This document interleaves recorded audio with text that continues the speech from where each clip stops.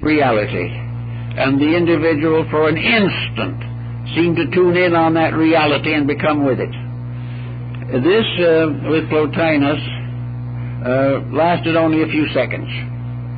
But once having been experienced, the whole life was changed, not only for this embodiment, but for future embodiments. The tremendous experience of universality indicates the final means of communication. God or deity communicates through a series of inward experiences. These experiences can be crystallized into codes. They can become the basis of religions or creeds or doctrines. They can result in improvements of society and the evolution of human culture. But the experience itself, like the experience of Moses on the height of Sinai, is something that cannot be actually communicated. And in the silence of his contemplation, the Zen monk, the Christian monk, the Buddhist monk, all have moments in which they feel very near to the realities which they seek. And they have also learned something else, that you must finally decide in your own consciousness where you want communication to come from. Do you wish to have the world move in on you with all of its attitudes and ideals and ideas, all of its forms of knowledge and skills? Do you want to have life a communication from the outside, from the material world about us, a communication which may lead to material success or create more problems that it can ever solve? But in any event, that the building up of knowledge is an experience from environment, from the institutional, traditional forms of learning which have come down to us from the past. The other type of learning is not this at all. It is a learning for which you must prepare by quieting the mind and the emotions and allowing them to become recipient of a power greater than that from external pressures. Now, the great problem in meditation, of course, is the danger of negation. The individual, in some religious groups, tries to make the mind a blank, tries to take the attitude that if he doesn't think at all, the divine mind will think in him or through him. This, however, is a dangerous approach to the subject. It is not good for the individual to simply wait passively for some type of communication from a superior source. This passivity is not necessary if the proper background has been built. In other words, that the individual has prepared themselves quite correctly for the acceptance of a meditational life. Then it is not negation, but quietude, a calmness which is strong and not weak, but which is not associated to the forms of expression which are detrimental to inner revelation. By self-discipline, by gradually freeing oneself from the involvements of an illusional existence, the inner life is cleansed and purified, and a certain quiet ardor is added. It is a quiet expectancy, a quiet hope, but it is strong.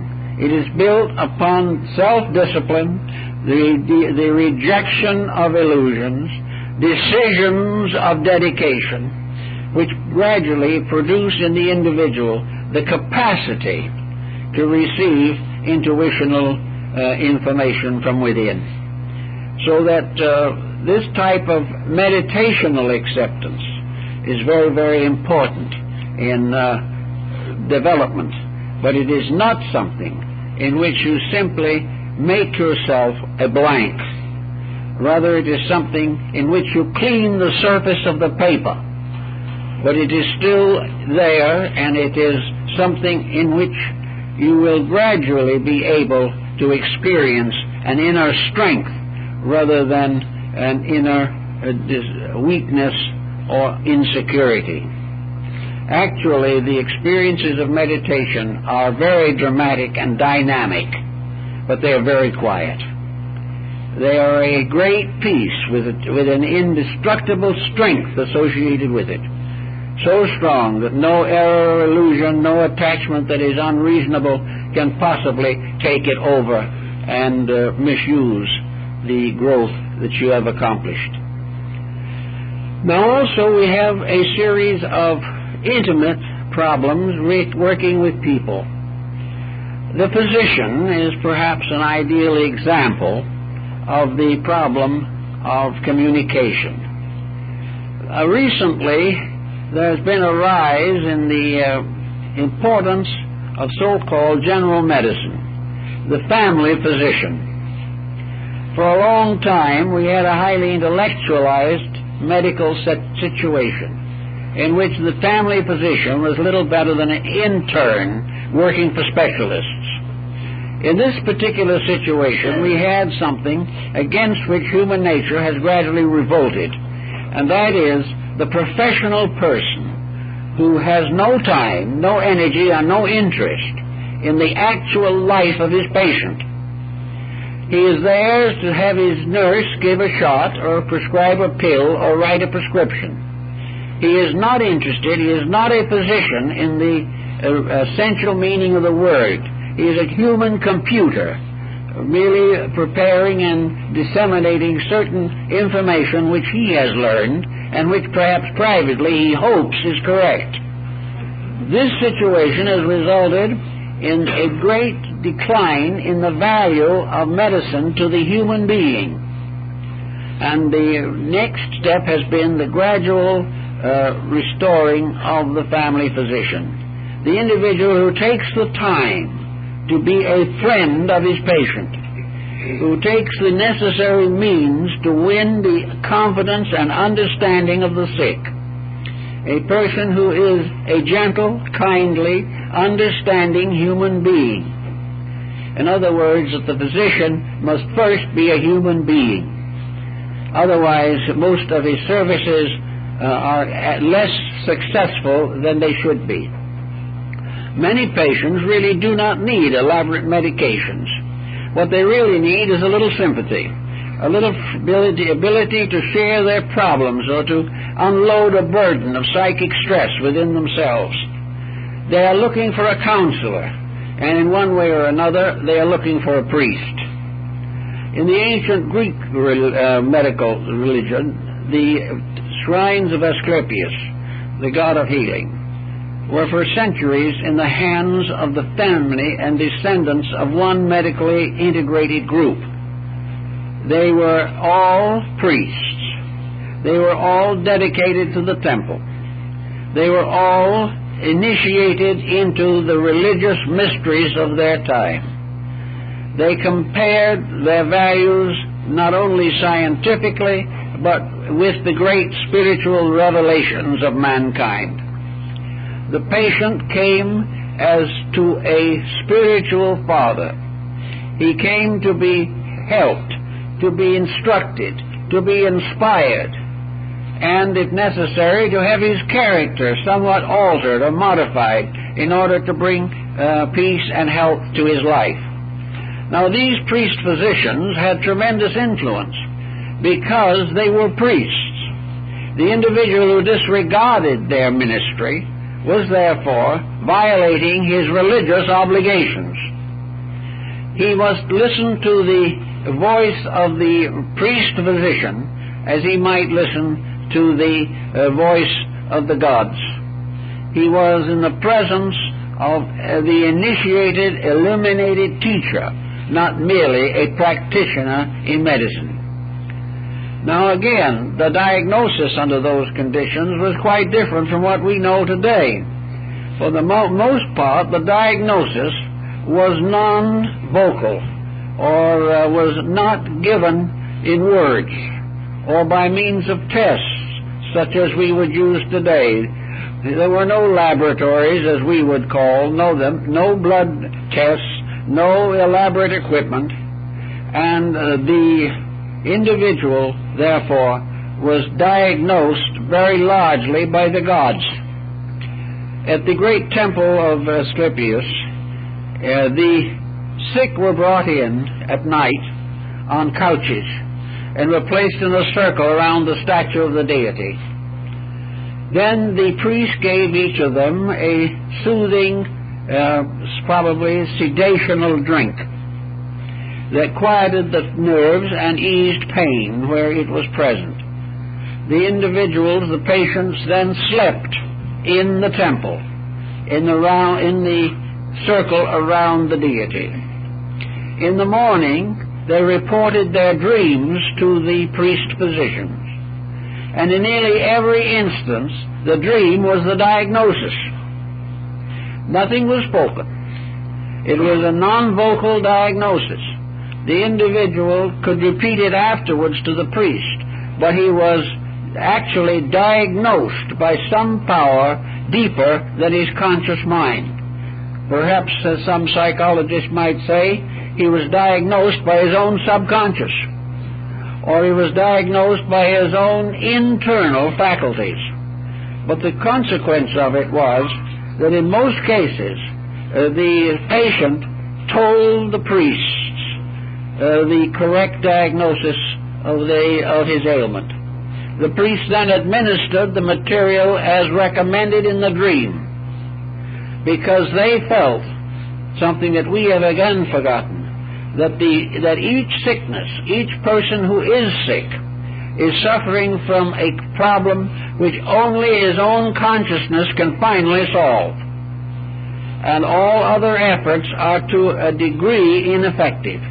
They may help, but the final diagnosis of what is wrong with us usually has to come from ourselves. Not verbal, but from experiences, dreams, archetypal visions and things of this nature.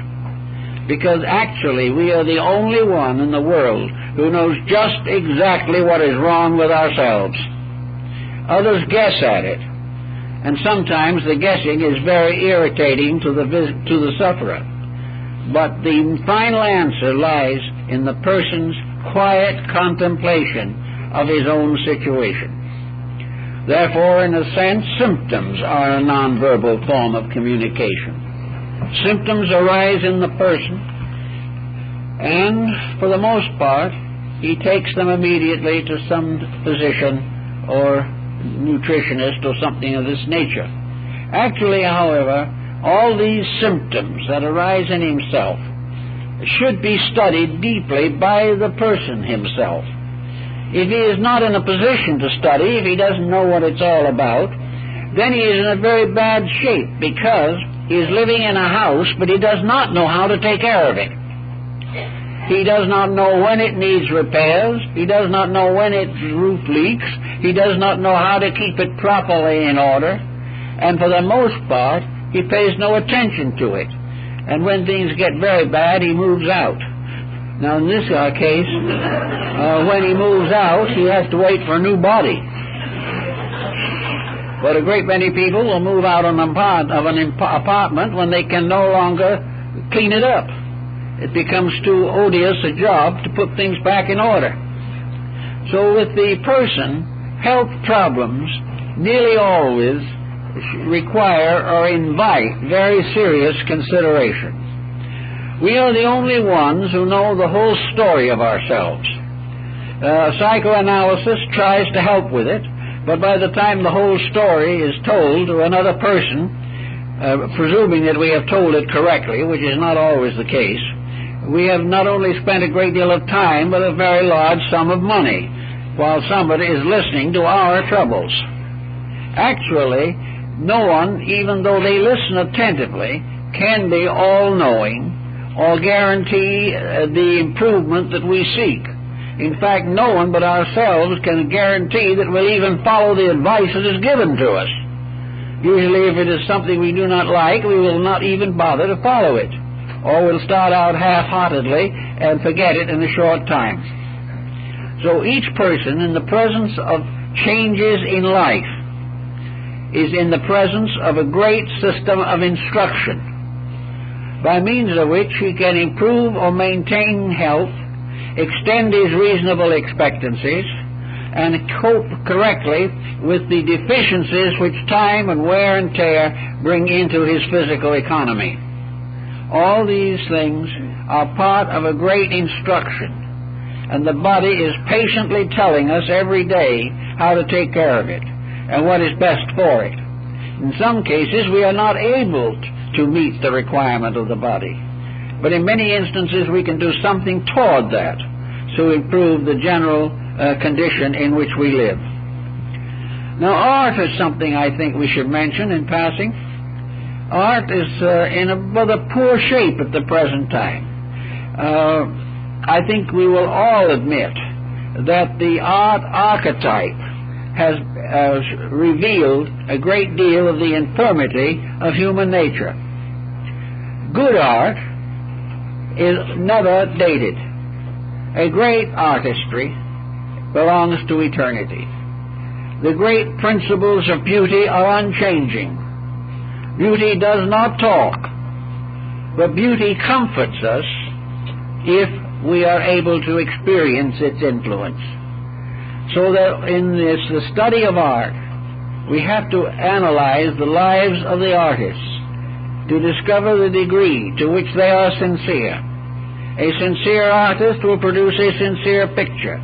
A commercialist who is only interested in trying to sell his art does not have the same vibratory communication for us.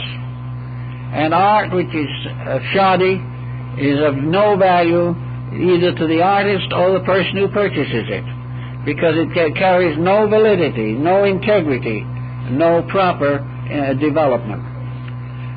Some of the great artists of the world, I imagine, are in the Oriental system.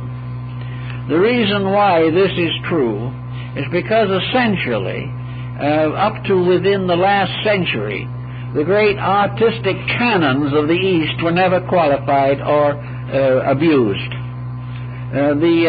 Even now, there are many artists in Asia who are sincerely attempting to restore the integrities of the great art of the past. There are a few modernists who, under one influence or another, sometimes a bit of heroin helps, are producing mysterious terrors, passing them off as art. But to a large degree, the art of the East is a non-verbal transmission of an inward experience. The Eastern artist tries to live the art which he practices.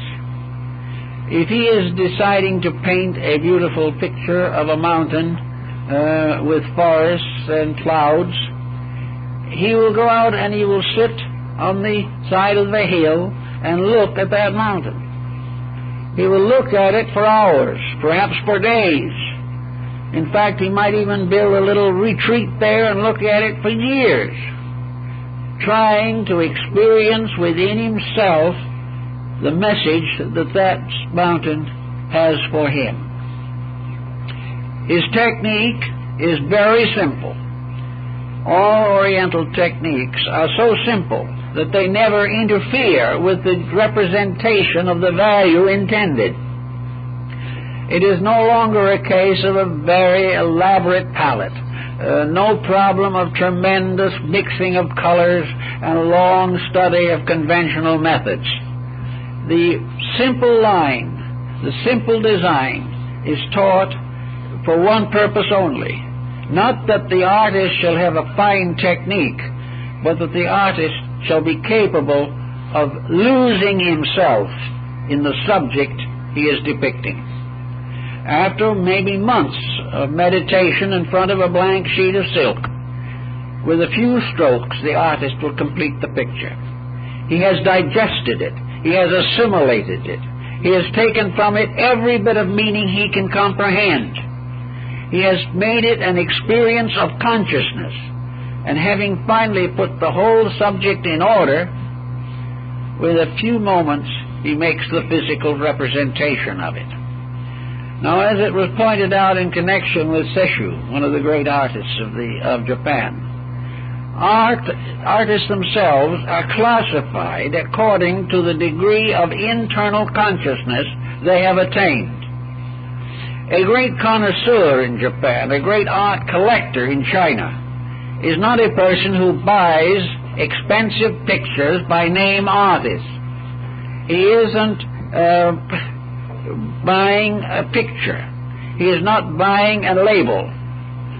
He is not buying fame or notoriety. He is looking for integrity.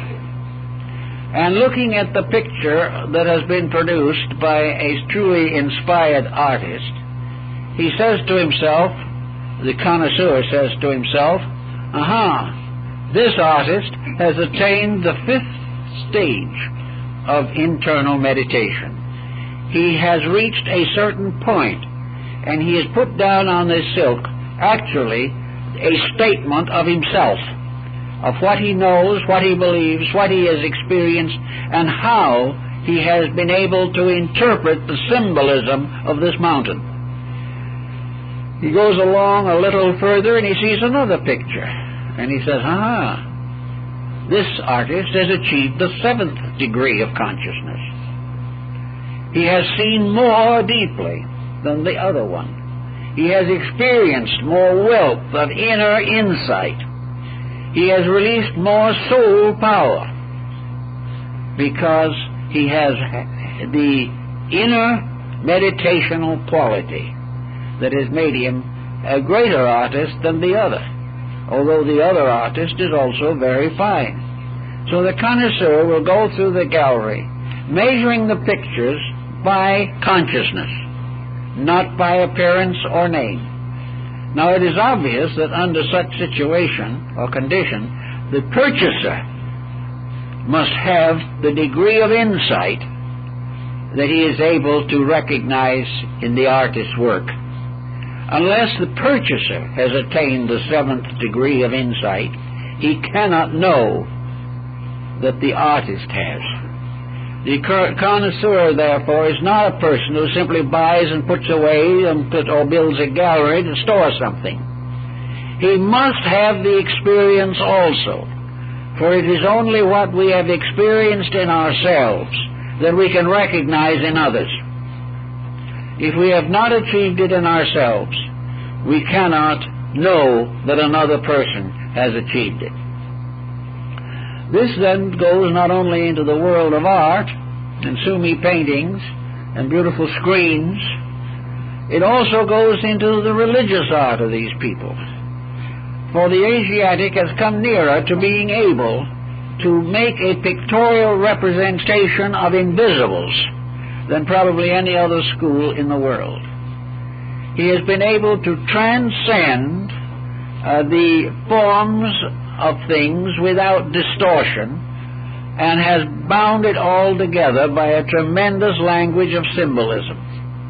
Every part of these designs is a symbol which draws the attention of the person who understands.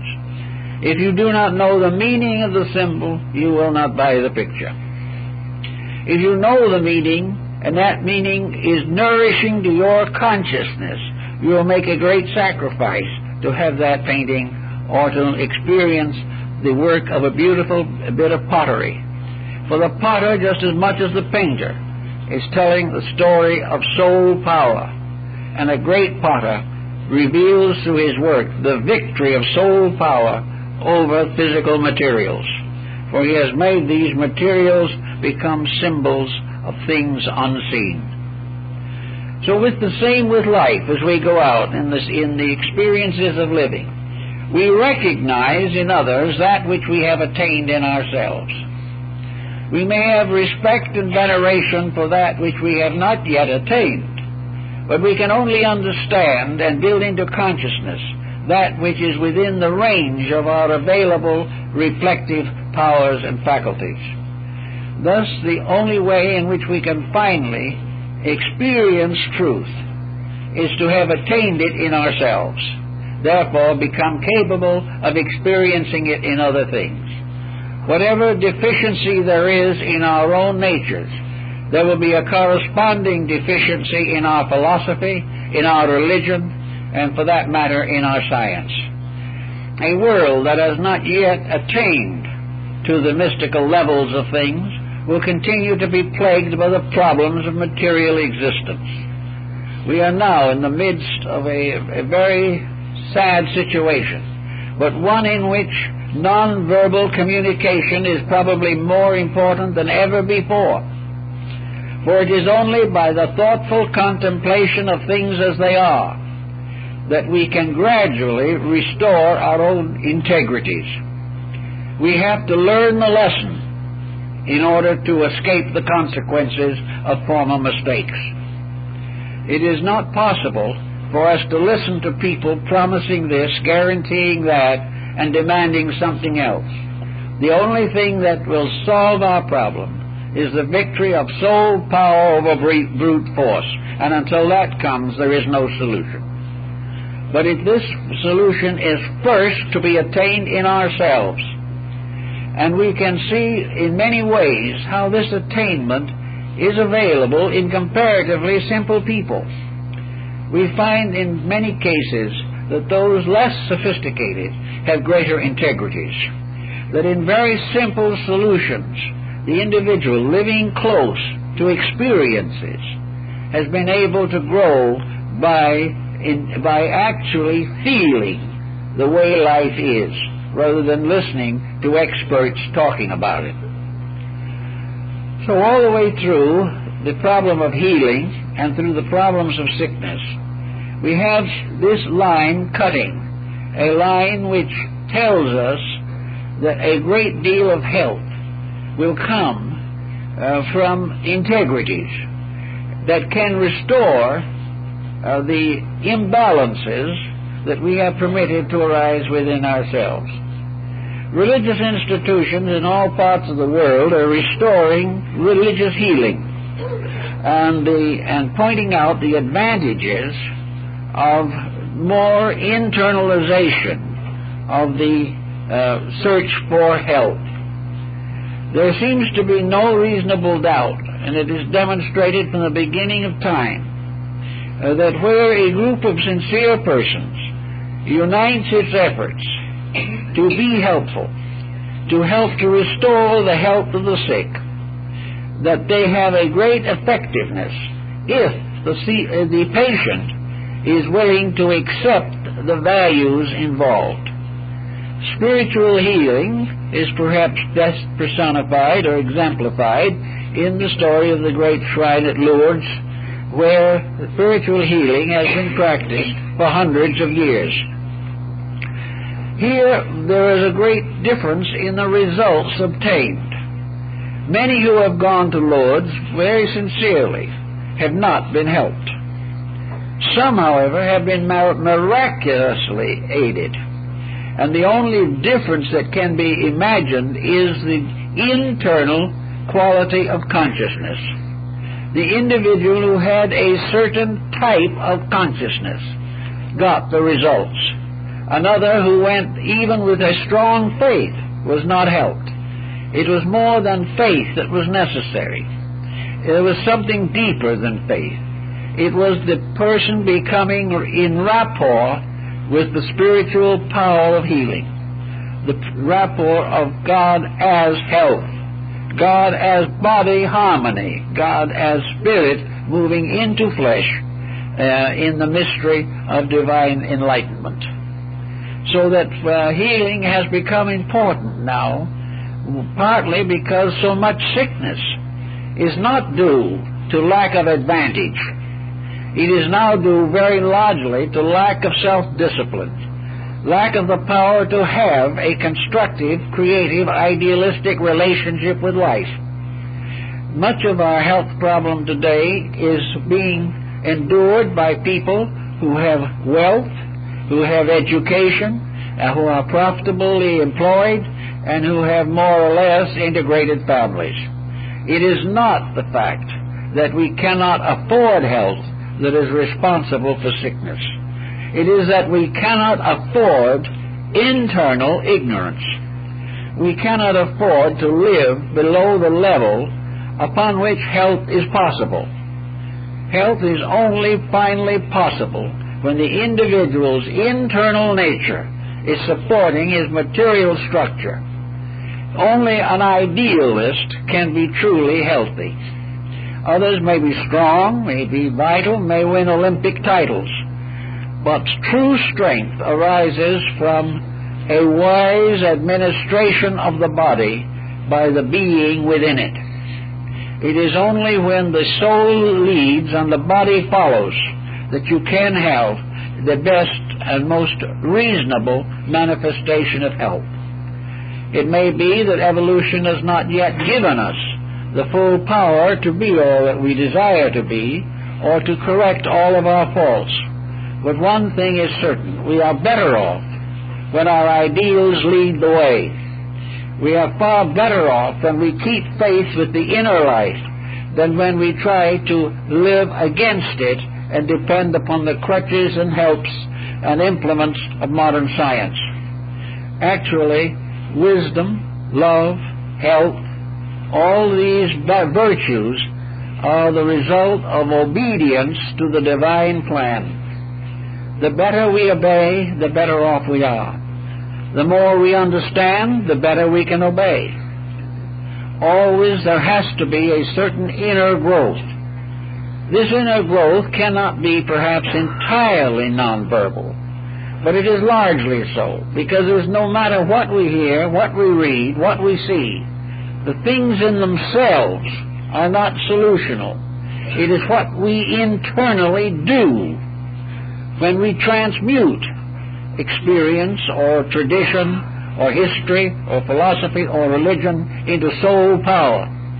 And this soul power has to be an internal achievement, usually in the quiet of the night, usually alone in the wilderness, usually under some type of affliction, which finally brings us face to face with ourselves and the jobs that we have to do. So in all our problems and in all the things that we have to do to learn, we can read moderately, we can listen moderately, but it's not what we read or what we hear that does it. It is what we are able to do by means of instruction to release and transform our own inner lives. To memorize everything in the world will not solve our problems unless the memory is supporting a major change within our own natures. If we can use instruction to change ourselves, to accomplish the gradual reformation of ourselves, then we are gaining on it. But within the body is this soul psychic factor, above the mind, above the emotions, and above the flesh. This is the natural leader. And when we obey its rules, we will succeed. It will gradually disseminate itself throughout all the parts of our structures, our nervous systems, our glandular systems, our arterial systems. All of these will be influenced by the psychic integrity at the source of ourselves. And it is when this integrity is finally brought into focus, and that which is the best of us becomes the ruler of the rest, then and then only do we achieve the health we desire. And in world affairs, when the highest type of our experience becomes the guide to our social relationships, and when the great teachers of the world are recognized as having established patterns which will work, but it is only when the individual outgrows his own selfishness that society can outgrow its troubles. There's no way of becoming good and remaining weak. There has to be strength. There has to be the gradual integration of our total personalities. We may not feel that it's profitable, but it is profitable because in due time the integrity inside of ourselves will neutralize the pain of sickness, the suffering of ignorance, and the tragedies of misapplied energy. It's only in this way that we can accomplish. And it is the divine plan that this achievement is possible to each individual. It is not something in which we have to wait for the reformation of society. In fact, the reformation of society waits upon the integrity of the individual. Realizing this, we are on the way to getting things worked out in a better way. Well, folks, I guess that's all for this morning.